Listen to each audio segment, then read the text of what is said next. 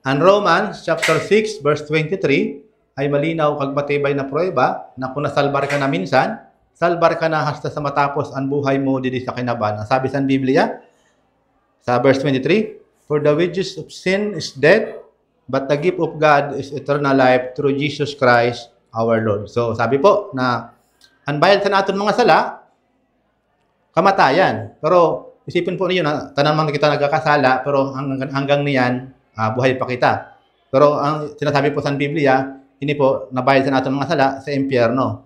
Pero ang sabi po, ang gift o regalo sa Diyos ay buhay na walang hanggan or eternal life or buhay na walang katapusan sa madaling sabi sa paagi ni Jesus Christ. Ibig sabihin po, ito ng mga tao na nagpati kang Jesus Christos and the puso ay igwasin eternal life or buhay na walang katapusan. Sino po ang mahikinabang sana?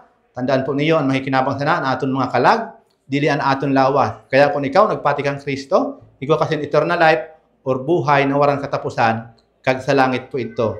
Kaya, Romans chapter 6 verse 23 ay malinaw kag matibay na prueba na kung nasalbar ka na minsan, salbar ka na hasta sa matapos ang imo buhay didi sa kinaban.